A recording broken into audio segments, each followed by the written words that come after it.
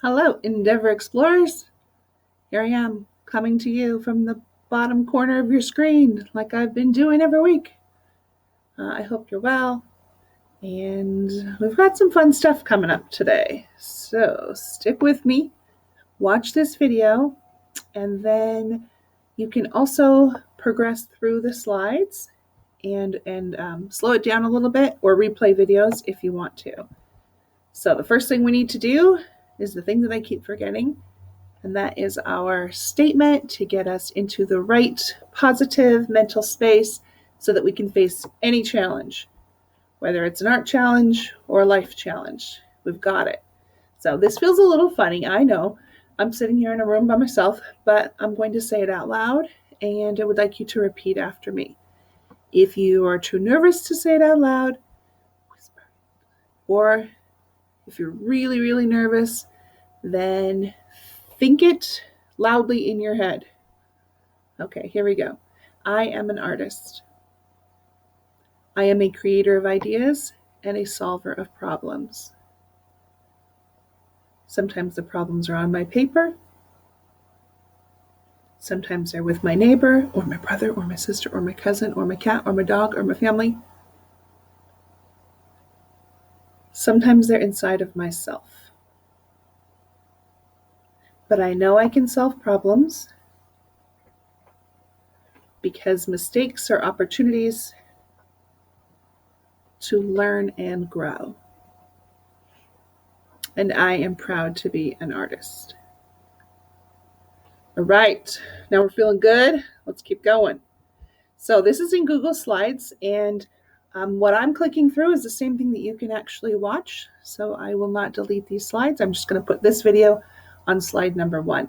But everything you see in this little video that I'm showing you will also be in the Google Slides. So don't forget to hit present. Present. Whoops, wrong direction. Up in that corner. Wait, is that right? No, that's corner. Straight up in the corner. If you haven't already done that, hit present on your Google Slides. All right, here we go. Back to 3rd grade if you went to Endeavor. These are the projects that we worked on in art class. Self-portrait, the continuous line drawings with the sticky notes, Post-it notes. And then we did some cool kind of camouflaging our names with letters. This was the collaborative project, so each person did a small square, and then those were all hung in the hall. Those were all hung in the hall. Those were all taken down from the hall. Oh, that was a lot of work. I have them, so when we see each other again, it's going to be kind of fun trying to figure out how to pass those out.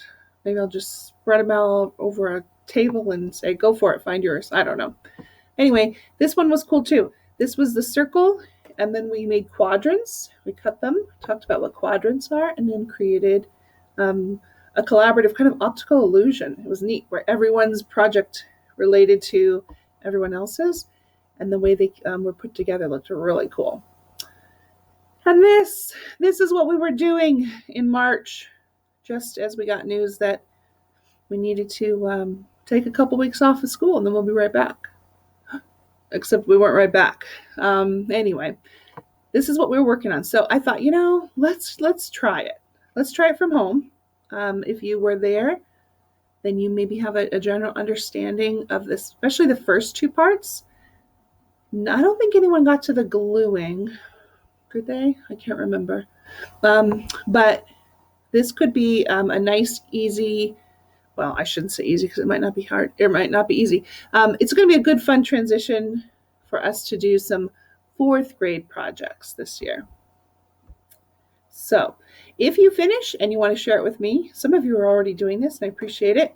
If you want to take a picture of it, you can do that with like just a phone camera, or if you know how to do it with your Chromebook, awesome. In fact, that's going to be a lesson in the next couple of weeks. I'm going to teach people how to take photos with their Chromebooks and how to either drop that into Google Classroom or drop it into an email. Either way works. They're both kind of easy, but it's a nice way to be able to use your Chromebook as a camera. But anyway, in the meantime, email me because I love seeing what you guys are working on. So this is the project. Doesn't look super easy when you're just checking it out, like when it's all put together like this. But once it's broken down into the steps, it's manageable. Now, it's something called an optical illusion because it tricks our eye. What we see are curvy lines, but we know, if you were there last year, or you're about to know, because I'm going to show you a video in a second, that the drawing starts off as just straight diagonals. So there actually is no curve until it's reassembled or put back together. So this wasn't my idea. This is from another art teacher, and she does a beautiful job of explaining the whole thing from beginning to end. So it's kind of a longer video. This might mean that today's project stretches into next week. You might not finish it today. It's going to probably go beyond the 35 minutes. And I want you to hit that 11:35 or 35 minutes, depending on what time of the day you do art. Give it a timeout. Go about your life. And if you have to come back to this when you have spare time, you can. Or you guys, we can stretch this into a 2-week project. You know how it worked in class. Man, it took us 2 months to finish something. So I'm cool with 2 weeks if that's what we need. So I'm going to hit play on this, but this video is also in the slides in case you want to watch it yourself without me creepily sitting here. Now, I've seen this before, but I'm still going to watch it with you. Let's see if the sound is good. The teacher's name is Brandy Pettis. We appreciate her.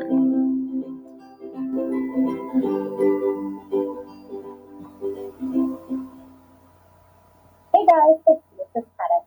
Today we're going to do a fun project that is so popular on my blog. It's had almost 120,000 views. 120,000. On my blog, I call it Movement with Lines, and it's a good example of an optical illusion. Optical illusions are something that deceive the eye by appearing to be other than they are, and we've all seen them.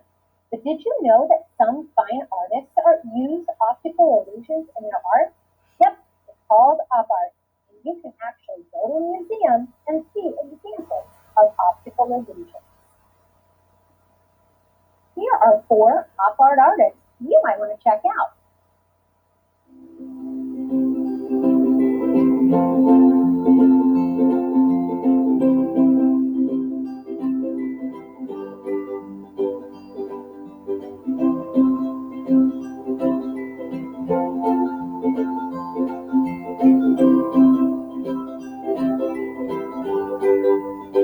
You could always come back to this and write down their names and maybe Google after, because it's going kind of fast.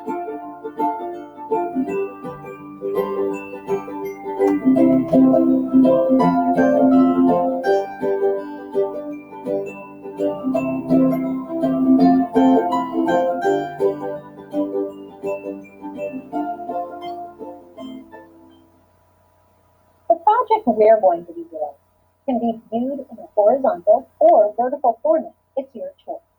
In my example, these lines appear to wave or curve, but they are really straight lines that I've fiddled with them. How does this work? This illusion works with the 2 types of lines. The first are actual lines.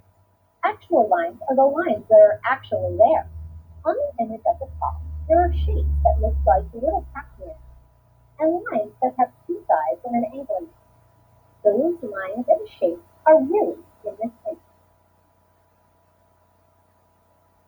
Implied line refers to the path that the viewer's eyes take as it follows shapes, colors, and forms along any given path. In the image on this page, there is no actual triangle, but Pac-Man shapes and angled lines are arranged in a way that makes your eyes think it seems quite tight. Our eyes see past the Pac-Man shape as lines, and our brain fills in the rest, creating the illusion of an implied triangle.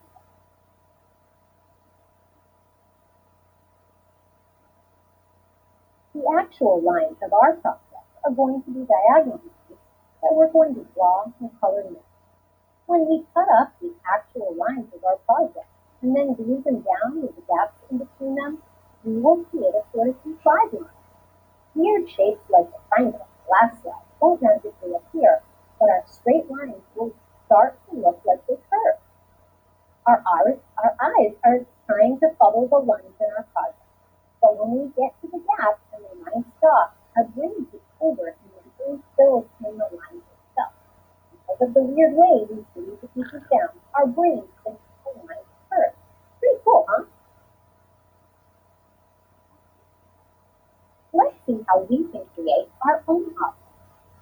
The supplies that you're going to need are two 3x5 index cards, or you could use a 5 by 6.5 piece of paper. Tape to secure the index cards together, a pencil with a razor, ruler, markers. I'm using washable Crayola markers, scissors, a glue stick, and one 9x6 piece of construction paper. I'm going to use black.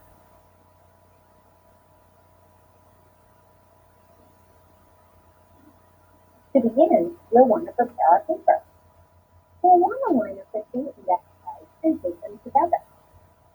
We'll be creating our art on the blank side of the piece, but later on we'll use the line part as a guide for cutting our artwork into sections. I like to put the wider red line section on the outer edge. Use a couple pieces of tape to secure. You can also just use paper, whatever paper you have. Kind of make it small So now that though. we've taped the line sides of the index card together, the step 2 is going to be using our pencil and a ruler to create diagonal lines on the blank side of the index card. They can all be the same size, or you can alternate larger and smaller widths. I wouldn't do too many thin lines unless you want to spend a long time coloring, but it's up to you. You also don't have to have a ruler. So a lot of times I just use anything that's straight, side of a book, magazine, piece of cardboard, piece of wood, anything that's straight. So the ruler isn't, if you don't have a ruler sitting around your house, don't sweat it. Just find something straight. Side of a box. Shoot, even the edge of my phone could be straight. Probably not big enough. So find something, even a piece of paper folded gives you a nice edge.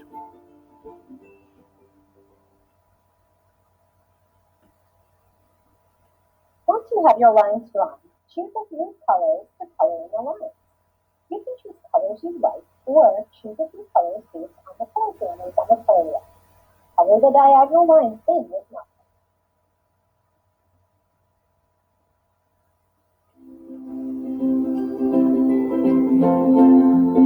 So if you were at Endeavor last year, we talked about whether or not you'd want to use a thicker marker or a thin marker. If you're coloring in between two lines that are kind of far apart to make a thicker line, grab a thicker marker. Make your life easier. You can also use that straight edge and just color, and that'll give you a nice straight line. There's a lot of tricky ways that you can do, well, anything really, but especially this project. So again, she's doing that 2 index card trick because she's going to use the lines later, but she also uses a ruler later. So I don't know. If you just have a piece of paper and you want to grab it and use it for this project, go for it. I would encourage you to not use a full-size piece of paper. So last year we did it, we used a half size. You can even go smaller. And it'll all work. The concept is the same, the size doesn't matter, except that too big can actually become a problem. So kind of use a smaller paper, plus it's going to make the coloring steps faster too. So we're sitting here watching her, which is actually kind of fun. I like watching somebody color, but it's probably going to go faster and would fit, because remember there's a gluing step to this. A bigger paper wouldn't fit on the paper, but you have to glue it to, unless you have some giant piece of paper sitting around your house. I don't. So far she said we need a pencil, paper, some kind of straight edge, and now markers. Eventually you're also going to need scissors and a glue stick. Boy, when the music stops, I'm yelling, aren't I? Glue stick. Once you're done coloring, it's time to do a bit of cutting. Flip over the index cards to the line side. Use the lines to divide up the back of your drawing into 13 even sections. As you divide up the sections, number them with a pencil. The first larger section of the index card counts as section 1. Then work your way across the index card, putting 2 blue lines per section. If you aren't using an index card with lines, divide up the back of the drawing into half-inch sections. Make sure you number each section as you go. So it's really important you put those numbers on there. Really, really important. That's gonna mess you up if you forget to put numbers on. There's a little math in here too. I snuck it in there just for your teacher. Division even.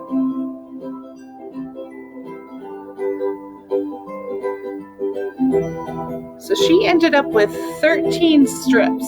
Depending on the size of your paper, you might have a whole bunch. Like my example that you'll see in the slides, I had 24 strips because I used too big of a piece of paper. But the key is you'll find the middle one. So she ends up using number 7, I believe, is her middle line. Maybe she went with 6. It's tricky because dividing up 13 divided by 2, do the math, 6.5. There is no half in this project. So if you end up with an odd number, you can go one smaller or one bigger and decide what works from there. Probably the bigger, because then she's 6, 7, she has 6 over here and 6 over here. Just watch, it'll make sense. She's 6, 7. Okay, She did. Time to glue and make the magic happen. Start with strip number 7. Use a glue stick to attach section 7 to the center of the background paper. Please note, if you're using a larger sheet of paper, like copy paper or construction paper, to make your diagonal drawing, you'll probably have more strips than we do in the demonstration. No matter how many strips you have, this is the point where you would glue the middle strip down. So if you have a total of 24 strips, glue down strip 12. Not very magical at this point, but wait and see. Step 6. Next, glue section 6 down above section 7. You'll want to glue this strip down, slightly overlapping the previous strip in one side, and then have about a half-inch gap on the right.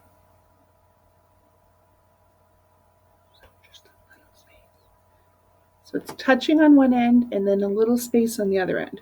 Make sure if you put your numbers on this side, all the numbers are on that side. Work your way back through the sections 5, 4, 3, 2, and 1. Gluing each one down the same way, overlapping the previous strip on one side, and then have about a half-inch gap on the right. Make sure that you are gluing each strip down in order and that the number areas are on the same side so that your optical illusion will work. This will create the gradual curve that we're looking for. So it has to touch. But then it also can't touch on the other end. So cool. Now it's going to get tricky. Now it's time to make the curve wave in the other direction. Glue section 8 down below section 7. You want to glue the strip down overlapping the previous strip on one side, and then have about a half-inch gap on the right. She's on the opposite side. That's key. That's really important. Opposite Work side. your way through the remaining sections. 9, 10, 11, 12. Ooh, do you see it? Gluing each one down in the same way, overlapping the previous strip on one side, and then have about a half-inch gap on the right. Make sure that you're gluing each strip down in order and that the numbered areas are on the same side so that your optical illusion will work. This will create a gradual curve that goes in the other direction. So beautiful. And look how it's curvy. Oh, here's some ways that she says you can kind of play around. This project is very versatile. It can be used in a variety of ways. You can play around with the size of the paper. I've created pieces that started on the smallest 2.5 by 3 inches, and top of the paper as big as 9 by 12. Remember, it will get larger once you cut it up and create the waves. 9 by 12 piece of paper will need a background that's at least 12 inches by 8. Have fun choosing colors. As I said before, choosing colors for this project can be two ways. You can choose colors that you like, colors from the color wheel, or you can choose color from a palette that will give you a certain feel. When I created this example, I thought of how the leading lines reminded me of the ocean, and I was missing the beach. I did a quick search for ocean color palette and found images of beautiful ocean pictures and the colors that remind me of the place I was. Another great technique is using water to blur the boundary of the diagonal line. I thought that would be perfect in my beach-inspired art. Having blended colors would be just like the colors in water and on the shore. As you can see, this technique works good with any color palette. Create this look, color in your diagonal lines like you did in the first example, except make sure to use washable markers like Crayola. When done, use a paintbrush dipped in water to blend the colors of the lines. Go in the same direction as the lines. You don't want to destroy the lines, just blur them slightly. I like to use a good deal of water. In order for the salt to work, the piece needs to be pretty putty. And then, while it's wet, sprinkle on a little salt to create little bursts within the colors. The salt is done at the absolute last minute. Once you've sprinkled the salt on, you're done. Do not touch the art until it's totally dry. Once this art is dry, proceed the same way as in the vehicle project, cutting the piece into strips and gluing them in a pretty way. So it has to dry. You cannot cut These wet more paper. artist pieces are perfect to use as a background for your art. Here I used a watercolor version of the project with Zentangle art to create a book. Bookmarks are a great way to use your experiments, and they make great gifts for people. I hope you've enjoyed making line waves in this great pop art project. I can't wait to see what you create. Cool. I think what's so neat is that I get to learn from other art teachers while you're learning from other art teachers. So again, the project is going to come out in lots of steps. So the diagonals, those straight diagonals, are going to have that optical illusion once you cut it and put it all together again. Watch this video. So I'm going to click through the slides and you're going to see that the video, if you want to watch her again, or at least fast forward to certain parts where you might be confused, you can do the one without me in it. So if you click through the video, if you click through the Google Slides that are posted in our Google Classroom, you can just keep on going because it's all in there.